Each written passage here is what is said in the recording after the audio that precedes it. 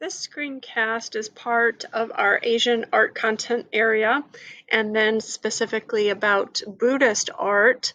And then even more specifically, we're going to focus on just Buddhist architecture. Buddhist architecture really does resolve around a piece of architecture called the Stupa. So we're going to kind of talk about just the Stupa in general first before looking at a few of our AP images. So the Stupa is the oldest Buddhist religious monument, and they, of course, evolved and developed over time, but in prehistoric times, the stupas simply were just constructed from mounds of earth and stone, like piles of stone, into this, beautiful little kind of round half hemispherical mound. And basically they were, kind of like graves. They were places to bury important people. And then as it evolved, they became, places to bury important kings. And they would take these stupas and find kind of like a very remote, sacred site away from, the village or the kingdom, and, in doing so, make it like an independent place that was also good for pilgrimage. So as the stupas continued to service this function of kind of like a burial ground of sorts, that then had a significant change at the time of Buddha's death. And the change came about in the way of the stupas because Buddha had requested that his relics be placed in a familiar stupa, but that there was going to be a little bit of a shift on emphasis. And instead of it being just a place to honor like that deceased person or that cremated person, he really wanted this stupa to be more of a religious monument than just a funerary monument. And so in making that transition, he had requested that stupas be located not just in kind of a remote, lovely area, but specifically to be located at four corners at a crossroads. And this was symbolically to represent and to remind people of the awakened state of mind. And so as this, stupa evolved, it transitioned from kind of this pile of dirt and stone into, and then into more of a more significant like burial tomb for kings, but now, into a religious monument as a way to remind people about more Buddha's teachings and the middle path, more so than, like I said, just a tomb or funerary monument. So these stupas after his death really kind of more turned into shrines to the dead, as a place to more so, honor the living. Even though it may house relics of the dead, it became more of like a religious practice to honor the living. And they were erected to remind people, that they, while living, you beholded the seed of enlightenment, and to remind you to live kind of that disciplined middle path, and that you hold the seed to enlightenment.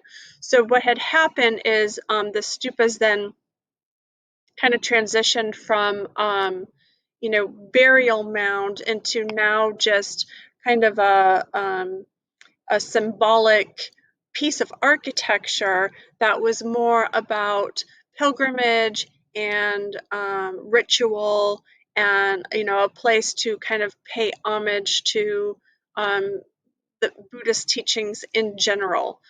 So some stupas today will still behold certain relics, and that's usually like, um, relics of the past, but also lots and lots and lots and lots of stupas. Most of the stupas now really are just there as a symbolic monument. They're not so much a shrine or a burial mound of sorts.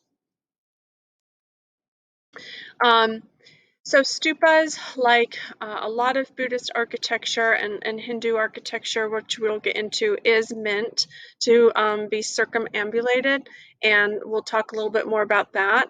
And then, the presence of relics or texts rendered the site sacred, um, as we talked about, but I want you to really make that connection with kind of those reliquaries that we talked about in European cathedrals. That these cathedrals would behold these reliquaries, and then therefore became, the cathedrals in general became a place of pilgrimage, and that there were even pathways created in the architecture of the cathedrals for people to come and kind of visit the relics themselves. So I just want you to make that connection and see that relationship between the stupa and some of the European cathedrals, that really they're extremely similar in their function and in their purpose, but they just have slightly different kind of ritualistic practice. So that will bring us to our first image, 192, and this is called the Great Stupa at Sanchi, and this is located in Pradesh, India, which on this map here I kind of have it highlighted in yellow, so central India. And this stupa is from about 300 BCE to about 100 CE. But there's multiple stupas in the city of Sanchi. Sanchi used to be a very thriving civilization, but this one in particular we know dates to about 300 BCE. We're looking at stone masonry. Okay, so that means like bricks made out of stone, kind of, in a brick pattern. Um, and it's a sandstone, and it's in a dome shape. And so I've given you kind of like an aerial perspective. I think this is what your AP image looks like. This is a glimpse into the interior and some imagery of these gates and the top of the stupa, which we're going to talk about. So what the Great Stupa at Sanchi is it's a mound-shaped Buddhist shrine and faced with dressed stone. So this one is extremely significant because it is believed to hold some of the Buddha's remains. So I know that the Buddha's remains, his ashes, were divided up, I think, into 8 areas, and different stupas house different portions of his remains. So this Great Stupa at Sanchi is one of them. Some of the symbolism that we'll see here at the stupa is at the very top of a lot of stupas, you're going to see this, what looks like a 3-tiered umbrella.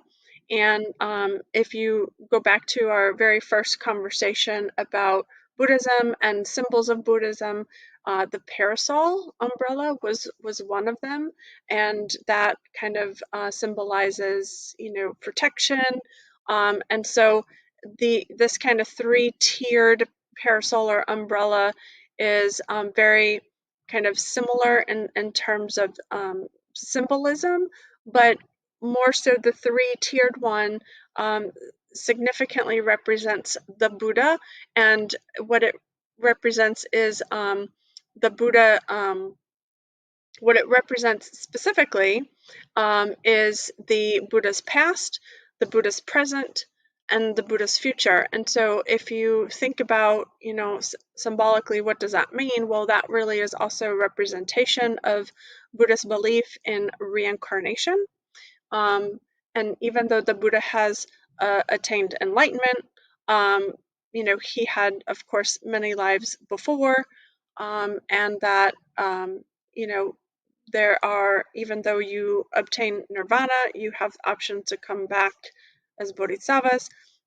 So it's just kind of showing that not only that, reincarnation of life, but also that um, all of us, and all of our lives together are to kind of, represent the path to enlightenment. Again, the fact that we as the living hold the seed to enlightenment. So that's what that represents.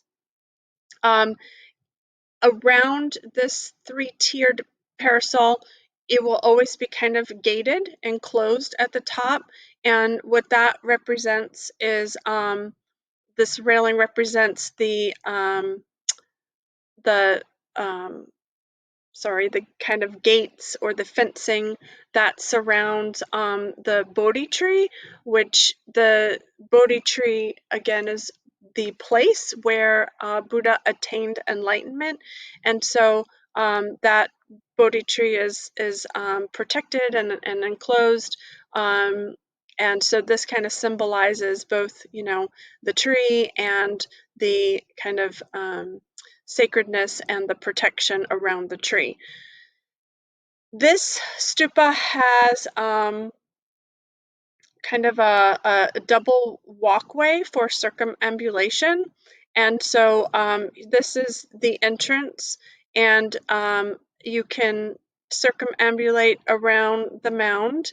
And then as you do a full rotation, then you can go up these stairs, go up one level, and then circumambulate on this level, and then be able to exit downward. So this is a picture of the kind of the gates up here, where the fencing up here, where this is the hallway to circumambulate around. And you can see that on this hallway, you'll have many relief carvings, you'll have many repeated statues of the Buddha, and that's very common as you walk. There are, narratives alongside the wall, just a lot of relief carvings. Also, at the Great Stupa, you will see that within these hallways, you're going to see lots and lots of inscriptions carved onto the stupa, and what that reveals is the donors of the project. But more significantly, when you look historically at the donors of the project, what is lovely about it is that it's not just, patrons of the elite or the wealthy, but it is funded by both women, men, common folk, monks, upper class, wealthy. So it just kind of shows an all-encompassing grouping of 600 donors that were responsible for this stupa. Originally, the entire thing, would have been painted white, so it was very bright, reflective, and you know, representing kind of that pureness. The other part at the Great Stupa of Sanchi that's important for you to be able to talk about are these kinds of gates. And above these gates are these kind of, vertical and horizontal, almost grid-like structures, and those are called toranas. So the Great Stupa has 4 toranas, and of course they grace the entrances at the 4 cardinal points. And the toranas are extremely richly carved, and for all 4 of them, they are different scenes of like ancient Buddhist symbols, ancient Buddhist practices, and rituals. That's pretty much what they're all depicting. I know that the South Gate depicts specifically imagery of people that were fighting over the Buddha's remains, and that was kind of a significant time in history after the Buddha died, and then people kind of realized, that it was going against kind of Buddha's teachings to be fighting over his remains. And so that's where the original kind of decision came about to divide up his remains in 8 different portions and sections so that he could be he could be enshrined in 8 different areas. I know that the North Gate depicts imagery of people, actually worshiping the stupa. But what's, I think, most significant about the carvings and the narratives of the Toranas at Stupa is to make sure you're able to explain that there is never at one spot, one point, any sort of imagery or picture of Buddha himself. And now, if you can recall from one of our last talks, that imagery of the Buddha really did not come until well after his death. That mainly Buddha is not a deity. He is still not considered a deity. I mean, he is considered an enlightened one. He is very much revered, honored, and considered extremely significant. But nonetheless, he is not a god. He was a person who attained enlightenment and shared his teachings with us. So part of kind of making sure he doesn't become this iconic worshipped deity, there were no images that were really made of him until about more into the first century, where the spread of Buddhism really required, when the spread of Buddhism went eastward into Asia, really required more imagery for people to be able to worship, also teach. I mean, that just kind of came along with the advertisement territory. But it's very important that you can connect that there is absolutely zero statues, zero images of the Buddha here at the Great Stupa.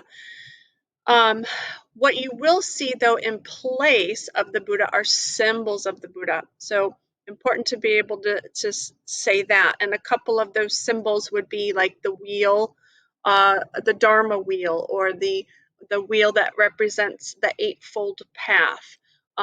Being able to discuss that. Footprints. Whenever you see footprints, that represents the Buddha.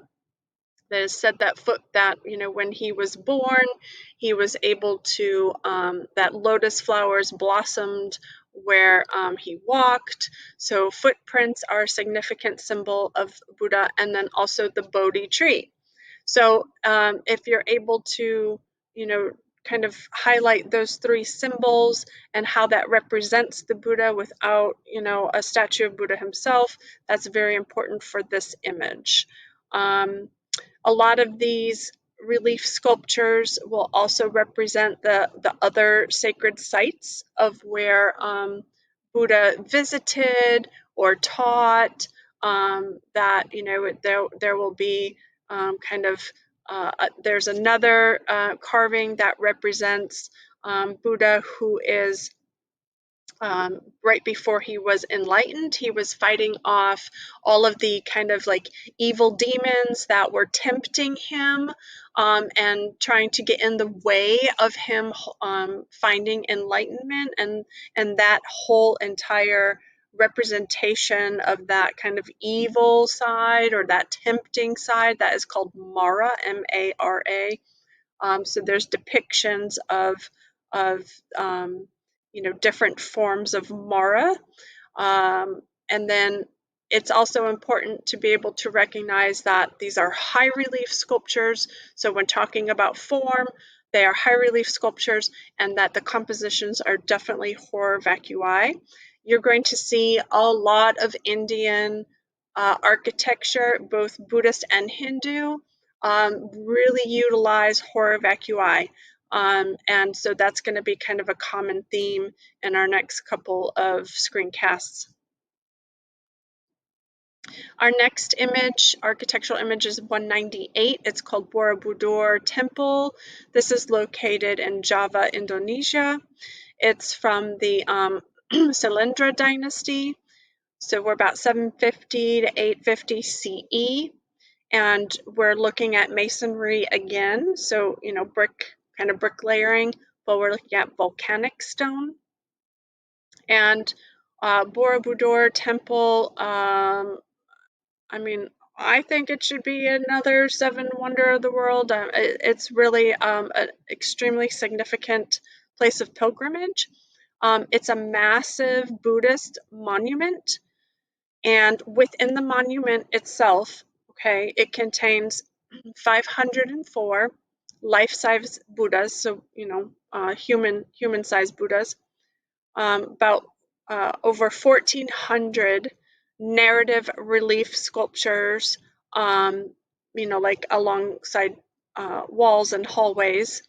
Um, there's about 1,300 panels that are 8,200 feet long, these relief carvings. We have 1,500 stupas, and then over 1 million carved blocks of stone. And we're going to take a few peeks at all of those kind of portions of this Buddhist monument. It's a very iconic complex, extremely intricately constructed. There are multiple levels of this monument that reflect a lot of like Buddhist cosmology. And so what we have here is six, I think, no, six, 1, 2, 3, 4, 5, 6, 7, 8. We have about 8 different levels, and you're supposed to circumambulate around each level, which then will get you, from the bottom to the top. And so each level is kind of called a terrace. So it's meant to be walked around each terrace, and you have 6 levels of concentric squares. And then once you get to the top of the concentric squares, then you have 3 circular tiers, so 3 more levels, but they're now circular. And then at the very summit in the very center, you have the Great Stupa, the largest stupa. So overall, the entire monument is kind of in this like pyramid type form, pyramid type shape. It's also aligned with the 4 cardinal points of the compass. And then there's a lot of symbolism that goes with these levels. So the first couple of levels, the lower levels, not the first couple, but the lower levels represents overall, it kind of represents the journey of like kind of the Buddhist mantra. So the lower levels represent the world of desire and negative impulses. So a lot of that Mara that we talked about. And then the middle areas represent the world of people that are trying to follow the Eightfold Path in order to have control over those negative impulses. And then at the very top is the world of formulas, where the world and worldly desires are finally expunged. And that whole kind of symbolic journey is, represented in a lot of the carvings, the high relief carvings and panels that are alongside the hallways as you circumambulate around this monument. Okay, like most Buddhist monuments, it's a geographical place of pilgrimage. So a lot of people come to visit and kind of take part into this practice, which is a way of paying homage to Buddhism. So I've given you a few other images just to kind of help you understand what a significant monument this is. I felt like this picture on top really allowed you to see more the height of it, that it really is a tall pyramid type shaped or ziggurat type shaped structure. And then I've got you here at the top, at the summit of the monument. So here in the center, this is the largest stupa. And what I think is important to understand, that at the top terrace, you have all these stupas and these Buddhas, right? So for your Buddhas, you have a lot of mudras that are in the mudra of the teaching Buddha. And then you also have some Buddhas in the Dharma Chakra mudra, which represents, energy and cosmic order. But what you're looking at here is technically you don't really have any exposed Buddhas. Why we're looking at an exposed Buddha here is because one of these stupas has, um, you know, um, crumbled or whatever. But that all of these stupas that have these kind of windows to them, that the Buddha statues are inside of these. So again, kind of being symbolic that, stupas, when Buddha had died, were designed to enshrine the Buddha's remains. So it's kind of symbolic of that original, intent of the stupa. So that's really what's happening here. We're not. You don't get to the summit and see a bunch of open Buddhas. Okay. The other thing that is important to know about this temple is that, again, to appreciate the intricacy of this temple is you need to think about all of the carvings that are happening. So not just the carvings that are happening alongside the hallways, these wall relief carvings, which we'll get to one of them here in a second, but just the bricks themselves that were used to construct the temple. That's very important. So these bricks here on these stupas that have these, kind of open diamond windows. So you need to remember that each one of those volcanic bricks were carved in order to make that pattern, okay? And then the structure below, okay, all of those had to be carved out in order to get those contours and that roundedness, because these are just, kind of mortar stacked, bricks. And then down here, this is also important. So not only do you have the brick itself being kind of shaped and curved, but then you have the facade of the brick that's also carved. So I'm hoping, it was very, very hard to find this picture, but I'm hoping you can see this kind of uh, relief carving that's happening on the exterior of the bricks, and what that is representing is the lotus flower. So there's so much intricacy to this temple that you need to be able to acknowledge that it's not just in the Buddha sculptures, it's not just in the obvious high relief carvings, but each and every brick was meticulously carved and pieced together to create the entire structure. And this is an image of one of the relief carvings in the Borobudur temple, and it's significant to know what this depiction is. There's so many, so if AP wants you to be aware of one, you need to be aware of the content and what's being depicted here. So in this one, what we're looking at here in the center, this is Queen Maya. So this is the Buddha's mom. And so this was when she was about ready to give birth to her son, who was Siddhartha Gautama before he became the Buddha. And she was en route from Nepal back to India to her kingdom. And it was during that travel that she gave birth to Siddhartha. And so this is kind of showing that processional. She, of course, traveled with many attendants. You can see some are protecting her with the parasols.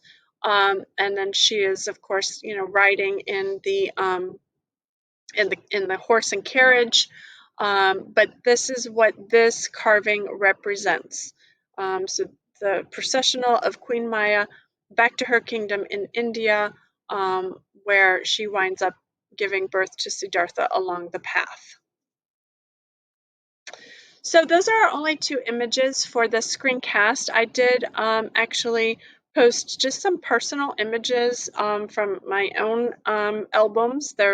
Some of them are very poor quality because they're so old, but just wanted to share some images of Buddha statues on this page. A lot of them are from Thailand and Indonesia and Hawaii, but showing you the variety of the Buddha statues and the mudras that we talked about. We have a walking Buddha over here, a reclining Buddha over here, and then these orange draperies. This is how Thailand clothes their Buddhas. So we talked about that, the geographical difference between clothing the Buddha. So, in Tibet with Joa Rinpoche, we were able to see how elaborately decorated that the Buddha's clothings were. Here in Thailand, it's really just these orange kind of sheets, but another significant thing about Thailand is they also wrap a section of their stupas as well. So, very lovely, bright orange up against that kind of naturalistic stone. These statues are located everywhere. They're located in, places that used to be palaces, ex-palaces, but then also like this walking Buddha is just in a public park. And then, of course, you have some that are parts of temples themselves. Up here, we have the Wheel of Dharma. This is just a monument at a public park as well. Here we have the head of a Buddha statue from an old kingdom in Thailand that kingdom was attacked and pillaged by Burma. Many, many years ago, and all of the Buddha statues were kind of beheaded. And so one of the heads of the Buddha statue wound up kind of merging with this tree, and the roots had grown around the Buddha statue or around the Buddha head, and it's completely fused and attached at this point, but it's kind of become a significant place to visit because at no point has it taken over the Buddha head or covered the Buddha head. It's just kind of grown around it, almost in a way of kind of protecting it and holding it. So that's been kind of a significant place of pilgrimage as well. And then just a few stupa images. Again, these are everywhere, so they're not just at temples. This one here in the center, even though it's a very grainy old photo, this is actually a roundabout. So this is placed in the center of a vehicle roundabout intersection. But it also allows you to see how some of the stupas are wrapped in that orange fabric, which again represents that kind of monk clothing. So I hope that you enjoyed learning about stupas and some of the architecture. When we review our Buddhist unit, we will be watching this video together, so no need to do it on your own. And until next time.